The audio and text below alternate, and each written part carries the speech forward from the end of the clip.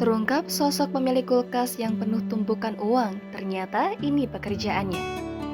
Viral di media sosial sebuah video yang memperlihatkan kulkas penuh tumpukan uang.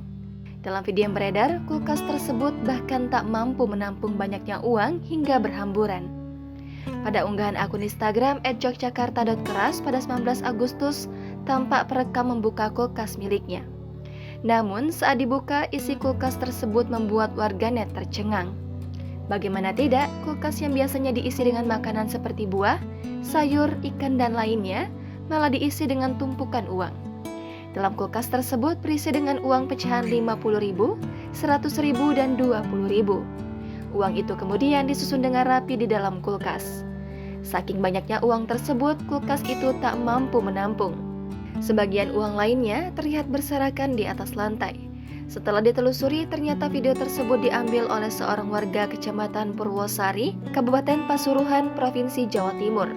Warga pemilik kulkas isi uang di Pasuruan ini merupakan seorang wirausahawan bernama Fiorin Nurseri. Dilansir dari Tribun Jogja, Fiorin mengaku gembira karena video yang ia buat menjadi viral di media sosial. Fiorin menceritakan bahwa uang tunai yang terlihat dalam kulkas dalam video yang viral tersebut adalah milik pribadinya hasil dari penjualan buah-buahan. Ia mengakui bahwa tidak ada niat tertentu saat merekam video tersebut. Fiorin menjelaskan bahwa video menampilkan kulkas berisi uang dan uang berserakan di lantai hanya diambil untuk keperluan dokumentasi pribadi. Adapun, uang yang ditampilkan dalam video merupakan hasil dari usahanya menjual buah-buahan di Pasuruan, Jawa Timur. Fiorin tidak mengungkapkan jumlah uang tunai yang diperoleh dari penjualan buah. Namun dengan melihat video menjadi viral di sosial media, tampaknya jumlahnya mencapai puluhan juta rupiah. Fiorin merasa bingung soal tempat untuk meletakkan uang hasil penjualan buah tersebut. Maka dari itu, karena satu-satunya tempat kosong di rumah adalah kulkas, ia memutuskan untuk meletakkan uang tersebut di dalamnya.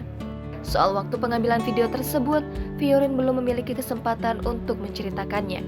Ketika dihubungi, ia menyatakan bahwa saat itu ia sedang sibuk di toko buah.